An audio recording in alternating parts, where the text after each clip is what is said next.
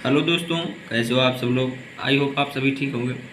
आज अपन स्टार्ट कर रहे हैं यूनिट 2 का लास्ट टॉपिक अस्थमा। इसके पहले मैंने प्रीवियस लेक्चर में बात की थी रेनल फेलियर के बारे में कि एक्यूट रेनल फेलियर और क्रोनिक रेनल फेलियर क्या होता है। तो आई होप आप वो वाला वीडियो देख लीजिए। तो आज चलिए स्टार्ट करते हैं अस्थमा क्या होता है। अस्थमा मेनली ये हमारे लंग्स में होता है। ये लंग्स की एक डिसीज़ है जिसमें लंग्स की जो एयर बैग होती है वो नैरो हो जाती है और उसमें ऑक्सीजन का प्रॉपर सप्लाई नहीं हो पाता। तो वही डिसीज़ को अपन अस्थमा कहते हैं। तो अपन देख लेते हैं क्या होता है। Respiratory system, the respiratory system is the exchange of gas with help of the breath. मतलब रिस्पायरेटरी सिस्टम क्या है? गैस का एक्सचेंज करना। मतलब हमारी बॉडी में क्या होता है कि O2 का इंटेक होता है और CO2 का आउटपुट होता है। मतलब O2 कन्वर्ट हो रही है CO2 में। तो वही है कि exchange of gas with help of breath. Breath मतलब सांस लेना। मतलब सांस लेने के थ्रू बॉडी में गैसेस का एक्सचेंज हो रहा है और मतलब इंटेक हो रहा है और एक्सचेंज हो रहा है। उसी को अपन रिस्पायरेटरी सिस्टम कहते हैं। अपन देख लेते हैं कि अस्थमा क्या होता है।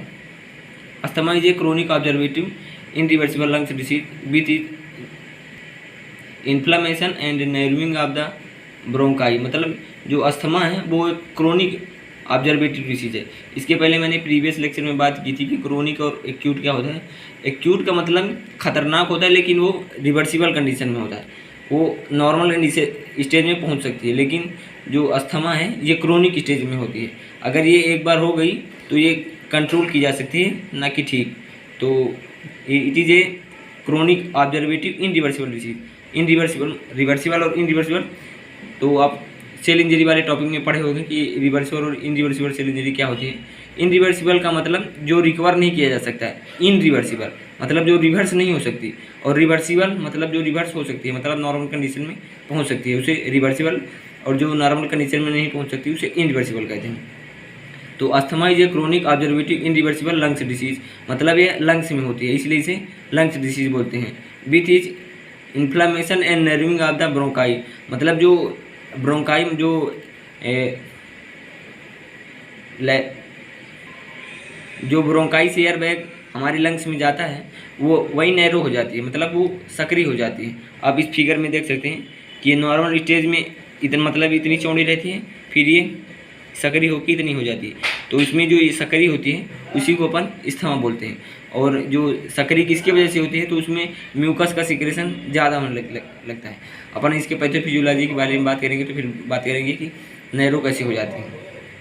तो bronchi, lumen bronchi and produce extra mucus with make difficult breath. मतलब जो इससे सांस लेने में दिक्कत होती है और जो म्यूकस सिक्रेशन है वो म्यूकस सिक्रेशन ज़्यादा होने लगता है। और जब म्यूकस सिक्रेशन ज़्यादा होने लगता है तो मतलब सिकुड़ जाती है, जिससे मतलब ये देखिए जैसे इस वाले में ज़्यादा एयर बैग आराम से आ सकते हैं और इस वाले में ये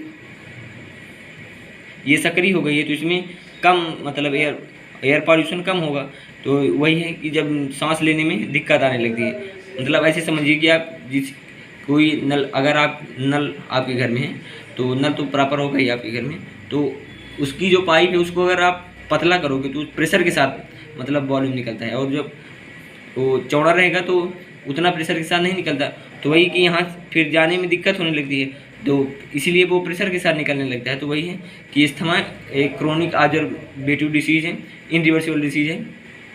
इसमें इन्फ्लामेशन, नैरोइंग ब्रोंकाई मतलब जो ब्रोंकाई है उसमें इन्फ्लामेशन आ जाता है और वो नैरो हो जाती है, और जो म्यूकस का प्रोडक्शन है वो ज़्यादा होने लगता है, उसी को अपन अस्थमा कहते हैं। तो अपन इस फिगर में देख सकते हैं ये नॉर्मल स्टेज है, इसमें एयरबैग्स आराम से एल्वियोली में पहुंच सकते हैं, और ये एक्साइटेड स्टेज है मतलब ये सक्रिय हो गई, उसमें म्यूकस का सिक्रेशन होने के कारण ये सक्रिय हो गई और लंग्स डिसीज में होता है। तो अपन इसके टाइप्स के बारे में बात कर लेते हैं कि ये कितने टाइप की होती है। तो अपन इसके टाइप के बारे में बात करते हैं। तो अस्थमा मेनली 4 टाइप का होता है। फर्स्ट है एलर्जिक अस्थमा, सेकंड है नॉन एलर्जिक, थर्ड है एक्सरसाइज, और फोर्थ है ऑक्यूपेशनल। तो अपन बात करते हैं एलर्जिक अस्थमा क्या होता है। इसे अपन एक्सट्राइनेज भी बोलते हैं। तो it is due to external factor और allergy the like dust particle. Allergic मतलब कि यह जो अस्थमा है इसमें लंग्स डिसीज है, ये एलर्जी के कारण होती है। मतलब जिस चीज़ को आपको एलर्जी रहती है, मतलब एलर्जी का मतलब ऐसे समझिए घृणा, जिससे आपको घृणा रहेगी, उसे अपन एलर्जी बोल सकते हैं। तो ड्यू टू एक्सटर्नल फैक्टर, मतलब यह बाहरी फैक्टर के कारण, जैसे डस्ट पार्टिकल, जो जब हम सांस लेते हैं और डस्ट पार्टिकल जाता है तो उससे अपन को एलर्जी होती है। तो वही जो एलर्जी के कारण होता है उसे अपन एलर्जी का अस्थमा कहते हैं। और एक नॉन एलर्जिक मतलब these are not allergic asthma, it mostly cause due to cold heat weather change, मतलब ये एलर्जिक नहीं होता, यह इन्वायरमेंट चेंज होने के कारण हो सकता है। वो कोल्ड में भी हो सकता है, हीट में, और वेदर चेंज मतलब इन्वायरमेंट चेंज होने में हो सकता है। तो वही है कि ये नॉन एलर्जिक होता है। अब हम बात कर लेते हैं एक्सरसाइज अस्थमा क्या होता है। These are happiness during exercise on during hard physical activity, मतलब एक्सरसाइज अस्थमा जब अपन फिजिकल हार्ड वर्क करते हैं, जैसे अपन जिम जाते हैं तो वहाँ अपन बॉडी बनाते हैं, तो उसमें हार्ड वर्क ज़्यादा होता है, जिससे अपन सांस नहीं ले पाते हैं, जिससे ये एक्सरसाइज अस्थमा हो सकता है। तो वही है कि जब अपन की बॉडी में ऑक्सीजन का लेवल कम होगा तो वही एक्सरसाइज अस्थमा होने के चांस बढ़ जाते हैं। अपन बात कर लेते हैं ऑक्यूपेशनल रेगुलेशन वर्क अस्थमा की। तो effect of प्यूपिल work the companies and industrial around chemical and other best dust particle, मतलब ऑक्यूपेशनल अस्थमा में क्या होता है, जो प्यूपिल वर्क कर रहा है वो जो इसकी जिस इंडस्ट्री अथवा जिस कंपनी में वो वर्क कर रहा है, वो उस इंडस्ट्री के केमिकल प्रोडक्शन और डस्ट पार्टिकल के कारण अगर जो अस्थमा होता है उसे अपन ऑक्यूपेशनल अस्थमा कहते हैं। तो अब अपन इसके पैथोफिजियोलॉजी की बारे में बात कर लेते हैं। तो चलिए पैथोफिजियोलॉजी देख लेते हैं। तो अपन इसके पैथोफिजियोलॉजी के बारे में बात करते हैं। तो allergic inter of the body, मतलब जब कोई एलर्जी अथवा डस्ट पार्टिकल हमारी बॉडी में इंटर करता है, तो जब बॉडी में एलर्जी का इंटर होता है तो प्रोडक्शन ऑफ एंटीबॉडी, तो जब उस एलर्जी को ख़त्म करने के लिए हमारी बॉडी में एंटीबॉडी का रिलीज होती है। जब एंटीबॉडी रिलीज होती है तो release of vasoconstriction of inflammation substance, मतलब जो एंटीबॉडी रिलीज हो रही है उसको कम करने के लिए हमारी बॉडी में वैसोकॉन्स्ट्रक्शन का वो होता है रिलीज। तो जब वैसोकॉन्स्ट्रिक्टर रिलीज होगा तो इन्फ्लामेशन ऑफ द सेल, जिससे सेल डैमेज होगी और सेल में के अंदर इन्फ्लामेशन आ जाएगा, और जब इन्फ्लामेशन आ जाएगा सेल में तो इन्हांस म्यूकस सिक्रेशन, तो हमारी बॉडी में म्यूकस का सिक्रेशन होगा, और जब म्यूकस ऑफ सिक्रेशन होगा तो एयरवे नैरो, मतलब जो डक्ट है वो नैरो हो जाएगी, मतलब पतली हो जाएगी, जिससे अस्थमा काज होगा। तो अपन फाइनली इसके पैथोफिजियोलॉजी की बात की है कि जब ऐसे समझिए आप कि जब हमारे बॉडी में कोई बैक्टीरिया एंटर करता है तो उससे एंटीबॉडी एक्टिवेट हो जाती है, और जब एंटीबॉडी एक्टिवेट होगी तो वैसोकॉन्स्ट्रिक्शन रिलीज होगा, और जब वैसोकॉन्स्ट्रिक्शन रिलीज होगा तो बॉडी में इन्फ्लामेशन सेल में इन्फ्लामेशन आ जाएगी, और जब सेल में इन्फ्लामेशन आ जाएगी तो म्यूकस सिक्रेशन बढ़ जाएगा, और जब म्यूकस सिक्रेशन बढ़ जाएगा तो एयरवे नैरो हो जाएगी, और जब नैरो हो जाएगी तो अस्थमा हो जाएगा। तो अपन इसके सिम्टम्स के बारे में बात कर लेते हैं कि इसके मेनली कौन कौन से सिम्टम्स होते हैं। Shortness of breath, cough, wheezing sound duration and limitation activity. Shortness of breath मतलब कि सांस रुक रुक के चलना, कफ मतलब खांसी, स्नीजिंग साउंड ड्यूरेशन मतलब सांस लेने में जब अपन सोते हैं तो जो सांस लेने में जो आवाज़ आती है, खर्राटे की आवाज़ आती है, उसको अपन बोल सकते हैं। लेमिनेशन ऑफ एक्टिविटी मतलब जो एक्टिविटी है उसका डैमेज हो जाना। अब अपन इसके कॉज के बारे में बात कर लेते हैं कि इसके कॉज कौन कौन से होते हैं। अपन इसके फाइनली कॉज के बारे में बात कर लेते हैं कि इसके कौन कौन से मेनली कॉज होते हैं। तो actual cause of asthma is unknown but some factors trigger the asthma, मतलब जो अस्थमा है उसके कॉज जो मेनली कॉज है वो पता नहीं है, बस जो फैक्टर हैं उसको इफेक्टिंग करते हैं, उसके मेनली कॉज हैं। पहला respiratory infection, cold air, physical activity, air pollution, stress emotion and GERD।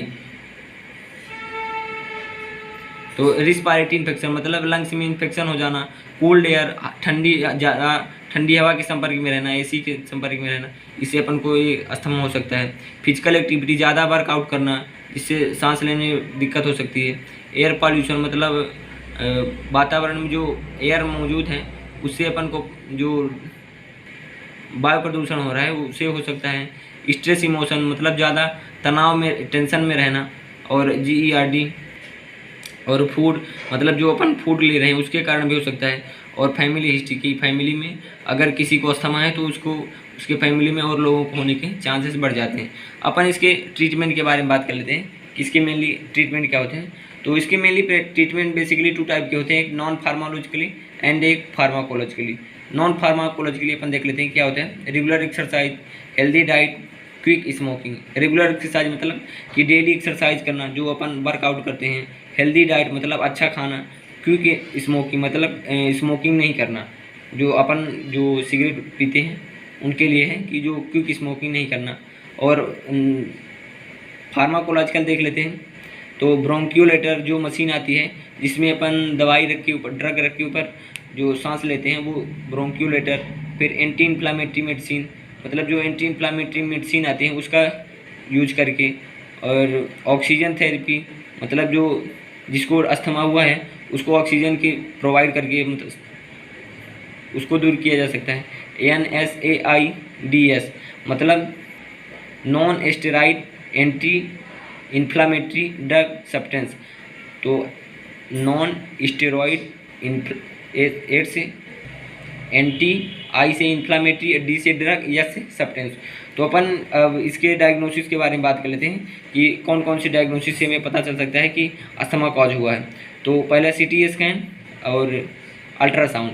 मतलब CT स्कैन जो कंप्यूटर में होता है तो उसे अपन CT स्कैन बोलते हैं। और अल्ट्रासाउंड जो अल्ट्रासाउंड से भी पता किया जा सकता है। तो अपन इसके एक ड्रग के बारे में बात कर लेते हैं कि कौन सी ड्रग जो अस्थमा कॉज होता है तो उसे दी जाती है। तो जो ड्रग है वो एंटी क्लोरिनजेस है। तो जो अस्थमा के पेशेंट हैं उनको एंटी क्लोरिनजेस मेडिसिन दी जाती है। तो आई होप आपको आज का लेक्चर पसंद आया होगा। अगर आपको कोई डाउट हो तो आप कमेंट सेक्शन में पूछ सकते हैं।